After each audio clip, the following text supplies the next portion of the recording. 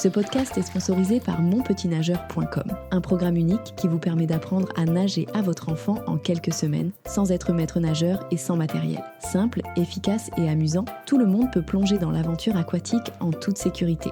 Alors rendez-vous sur monpetitnageur.com. Maintenant, place aux aventures de Lily et Loulou.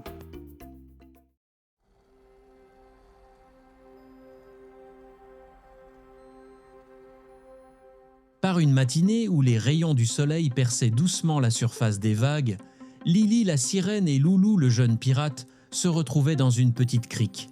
Ils avaient décidé d'explorer un lieu qu'ils n'avaient jamais visité auparavant, le légendaire Canyon aux étoiles. Cet endroit, situé au cœur des profondeurs marines, portait ce nom en raison des milliers de petites lumières naturelles qui scintillaient sur ses parois rocheuses. Guidés par leur curiosité insatiable, Lily et Loulou nageaient tranquillement vers l'entrée du canyon, leurs yeux grands ouverts pour ne rien manquer du paysage autour d'eux.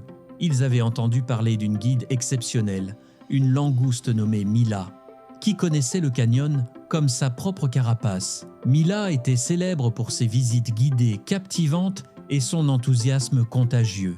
En approchant de l'entrée, ils aperçurent Mila, une grande langouste aux antennes imposantes, qui les attendait près d'un rocher couvert d'anémones. Mila salua chaleureusement les deux amis avant de les inviter à commencer leur exploration. Elle leur expliqua qu'elle avait organisé un parcours spécial pour leur faire découvrir les merveilles du canyon, tout en partageant des anecdotes sur les espèces qui y vivaient. Dès les premiers mètres, Lily et Loulou furent émerveillés par la beauté du lieu.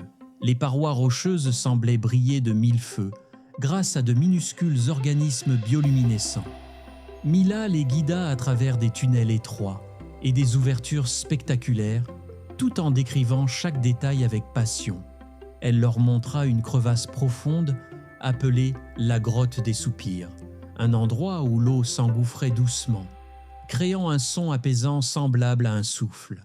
Elle expliqua que cette grotte était le refuge de poissons cardinaux, des créatures discrètes qui semblaient danser au rythme du courant. Lily et Loulou observaient ces poissons avec fascination, admirant leur coordination parfaite. Plus loin, Mila les emmena vers une arche naturelle surnommée le Pont des Rêves. Cette formation rocheuse imposante était recouverte d'éponges colorées et de coraux mous qui ondulaient gracieusement sous l'eau. Mila raconta que les jeunes tortues de mer venaient souvent se reposer sous l'arche après leur longue migration. Au détour d'un couloir sinueux, ils atteignirent un endroit appelé les Jardins suspendus. Ici, des algues géantes formaient une forêt aquatique suspendue dans les airs. Mila expliqua que ce lieu était le terrain de jeu favori des hippocampes pygmées, de minuscules créatures à peine visibles à l'œil nu. Avec patience, Mila en pointa un du bout de son antenne. Lily et Loulou retenaient leur souffle pour ne pas effrayer ces adorables animaux. La visite continua avec la découverte d'une grande cavité nommée la salle des murmures. Mila expliqua que les sons de la mer résonnaient ici d'une manière unique, créant une sorte de mélodie naturelle. Elle ajouta que cet endroit servait souvent de refuge à des bancs de poissons chauves-souris qui venaient s'abriter des prédateurs. Tout au long du parcours, Mila captivait Lily et Loulou avec ses anecdotes et ses explications. Elle leur apprit, par exemple, que les canyons sous-marins jouaient un rôle essentiel dans l'équilibre des écosystèmes marins. Ils servaient de corridors pour les courants océaniques et abritaient une incroyable biodiversité. Mila insista sur l'importance de protéger ces lieux uniques contre les menaces comme la pollution ou la surpêche. Alors qu'ils approchaient de la fin de la visite, Mila leur montra une dernière merveille, la cascade de lumière. Il s'agissait d'une chute d'eau sous-marine formée par un courant descendant qui transportait des particules scintillantes. Ce phénomène naturel donnait l'impression qu'un rideau de lumière tombait du plafond du canyon. Lily et Loulou étaient émerveillés, incapables de détourner leur regard de ce spectacle enchanteur. Avant de quitter le canyon, Mila leur proposa de faire une pause dans un endroit appelé le balcon des étoiles.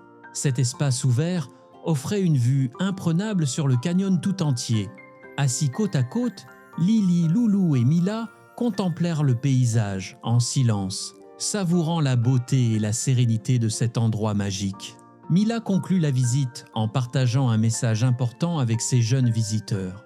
Elle leur rappela que chaque être vivant dans l'océan avait un rôle à jouer et que préserver ces lieux exceptionnels était une responsabilité collective. Lily et Loulou, touchés par ces paroles, se promettaient de raconter leur aventure à d'autres pour sensibiliser encore plus de monde. Alors qu'ils remontaient vers la surface, Lily et Loulou sentaient leur cœur rempli de gratitude et d'émerveillement. Ils avaient découvert un monde qu'ils n'auraient jamais imaginé, grâce à la passion et aux connaissances de Mila. Une fois de retour à la lumière du jour, ils remercièrent leur guide et s'éloignèrent, prêts à explorer de nouveaux horizons, tout en gardant en mémoire cette leçon précieuse. La nature est un trésor à protéger.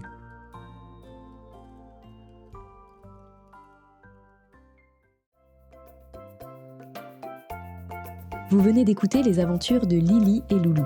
Ce podcast est sponsorisé par monpetitnageur.com, un programme en ligne pour les enfants de 3 à 6 ans qui souhaitent apprendre à nager, sans maître nageur et sans matériel. Si vous avez aimé cet épisode, pensez à vous abonner à notre podcast et n'oubliez pas de cliquer sur le bouton « J'aime pour plus d'aventures avec Lily et Loulou ».